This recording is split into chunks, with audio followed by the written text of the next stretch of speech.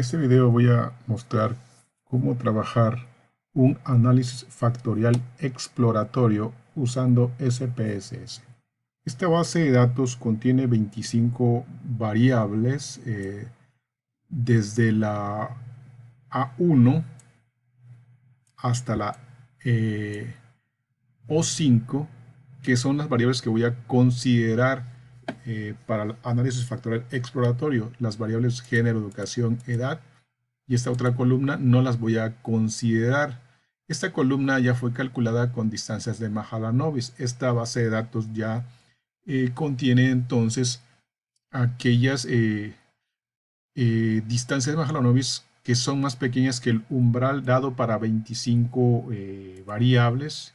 Entonces ya no contiene outliers multivariados, fueron removidos. Esta base de datos ya está lista para ser trabajada usando análisis factorial exploratorio.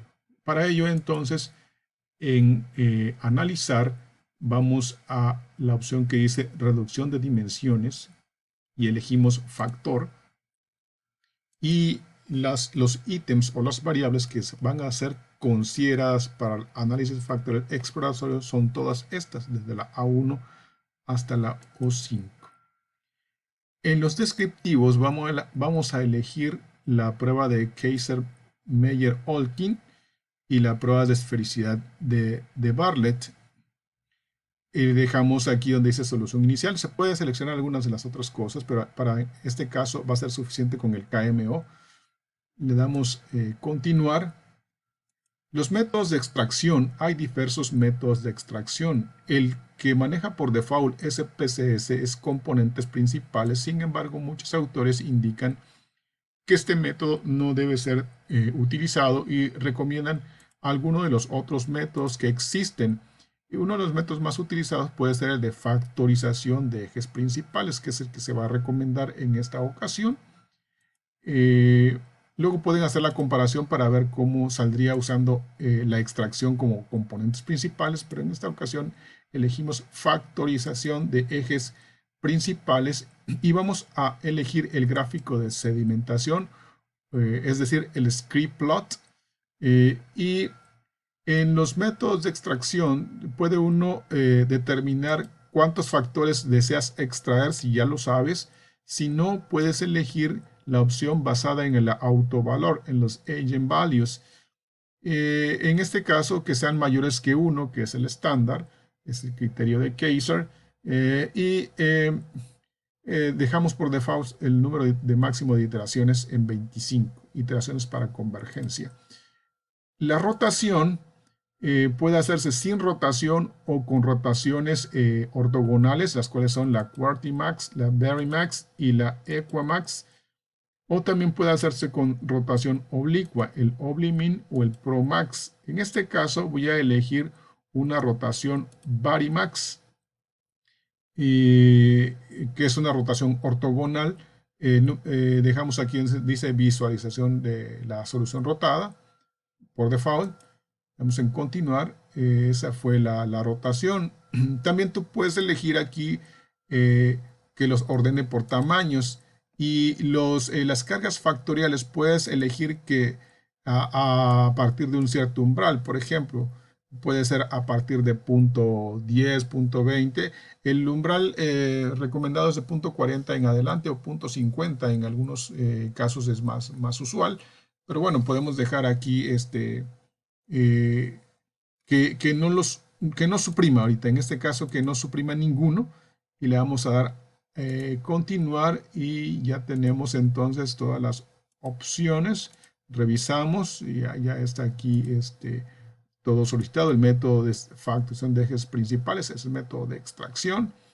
Entonces le damos aceptar y observamos nosotros que ya tenemos aquí la prueba de KMO y la prueba de Bartlett, la prueba de Kaiser-Meyer-Olkin de adecuación de muestreo. Da un valor de 0.854, lo cual es bueno. Muchos recomiendan que debe ser a partir de 0.6, pero 0.85, 0.9 es un valor muy bueno. Y la prueba de felicidad de Bartlett debe ser significativa, es decir, el valor P debe ser menor que tu umbral o valor de significancia, que en este caso es 0.05, y este valor de significancia es 0, alrededor de 0, entonces quiere decir que es significativa la prueba, lo cual es bueno. Las comunalidades se recomienda, según varios autores, que sean mayores de 0.4, 0.5 mayormente. Aquí hay varias comunalidades que son muy pequeñas. En esos casos me está indicando que no contribuyen de manera suficiente a la varianza común en el factor, de manera que esas ítems o esas variables pudieran ser removidas del análisis y dejar aquellas cuyas comunalidades sean mayores de 0.4 o 0.5, 0.50. La varianza total explicada aquí me las está mostrando 46.086, lo cual es relativamente aceptable. En las ciencias sociales se espera una varianza explicada de 50% o más, 60% a veces es lo recomendado. 46% es lo que da aquí, no es tanta la varianza explicada, pero bueno, en este caso es un ejemplo. Se podía mejorar de alguna manera, tal vez eh, eh, aquí trabajando aquellos que sean con comunalidades altas y remover aquellas ítems cuyas comunalidades sean inferiores, menores a 0.40, por ejemplo. El gráfico de sedimentación Scripplot me muestra entonces el número de factores a extraer. Aquí se recomienda entonces donde está el codo de la gráfica, que sería aproximadamente en el número 6, en el factor número 6. Entonces se toman en cuenta los que estén antes de ese factor número 6, es decir, tendríamos una sugerencia de 5 factores a ser considerados para ser extraídos. Te calcula el total de factores igual al total de ítems que tú hayas introducido en el análisis. Aquí fueron 25 ítems, así que está calculando 25 factores. Pero los factores recomendados a extraer entonces van a ser 5, 5 o 6 posiblemente, y también con autovalores mayores que 1, pues serían esos mismos, 5 o 6. Aquí extrajo 6 factores porque son aquellos que se había dicho que fueran con autovalores mayores que 1. Aquí se ve que el factor número 6, su autovalor o su eigenvalue es 1.037, entonces es considerado también un posible factor, aunque este contribuye poco, realmente 4.14 de la varianza, del porcentaje de la varianza.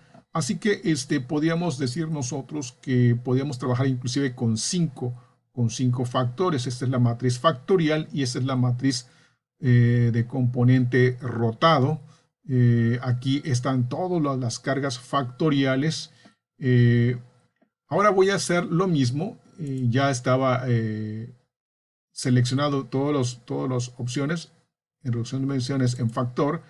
En opciones le voy a pedir que me suprima aquellos cuyos coeficientes sean menores de un cierto umbral. Voy a poner 0.30, por ejemplo, 0.35, 0.40 puede ser inclusive mejor, y que los ordene por tamaños. Y entonces vamos a hacer eso para ver cómo nos quedaría. Pero le voy a pedir entonces que ya extraiga factores fijos, 5 factores que son los que yo he considerado según el Scripplot que serían convenientes.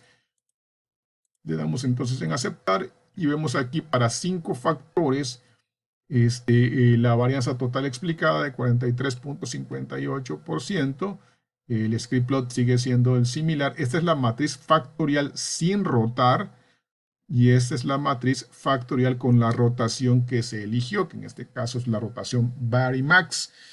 Se puede observar que aquí están formados los factores, se ven claramente, se toman en cuenta aquellos cuyos cargas factoriales sean mayores de cierto umbral. Los autores recomiendan 0.5 o 0.4 inclusive, ya sea positivo o negativo.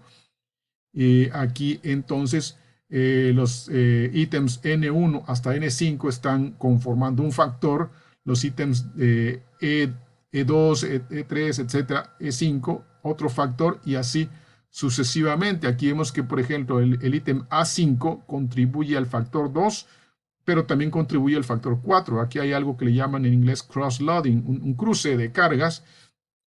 Y en este caso consideraríamos que le aporta el A5, el ítem A5 le aporta más al factor 4 que al factor 2 y yo lo dejaría en el factor 4. Y aquí se han formado los factores. Todavía falta ver el asunto de las comunalidades, que aquí hay algunas que son muy pequeñas y ese sería un siguiente análisis. Entonces tenemos aquí la matriz factorial. Ahora, aquí la rotada también, ¿qué se puede decidir en cuanto a la rotación? Si yo elijo una Varimax o una Quartimax, o sea, una Equamax o un Promax, por ejemplo, una rotación ortogonal o una rotación no ortogonal, o sea, una oblicua. Voy a elegir aquí una rotación Promax que es oblicua.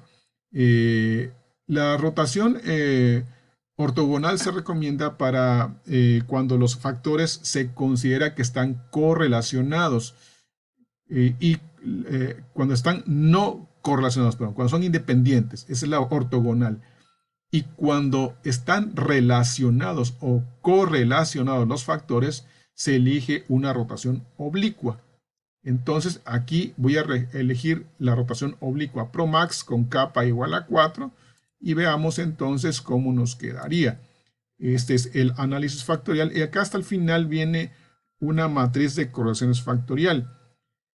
Dicen los autores que una correlación bivariada en valor absoluto mayor a 0.3, 0.32, esto se consideran que son correlaciones significativas y en tal caso se dice que los factores están correlacionados y se elige la rotación oblicua. Si las correlaciones bivariadas son inferiores a 0.32, entonces es suficiente con una rotación ortogonal. Y aquí podemos ver que en este caso tenemos algunas correlaciones como 0.4, 0.41, que son mayores que 0.32. Entonces aquí sería recomendable una rotación oblicua. Y aquí tenemos entonces la matriz de patrón donde se ha hecho la rotación oblicua Promax. Y tenemos, esta es la estructura factorial. Observamos que entonces el gráfico de scriptplot es similar, es el mismo. Y aquí están entonces la porcentaje de varianza explicada total, 43% con los 5 factores, cuánto explica cada una de esas factores. Y aquí tenemos las comunalidades, que en muchos de los casos vuelve a aparecer comunalidades bajas, que eso sería el siguiente análisis. Tal vez probar a eliminar, remover alguno de esos ítems con bajas comunalidades y observar cómo esto afecta, cómo quedaría la matriz de patrón.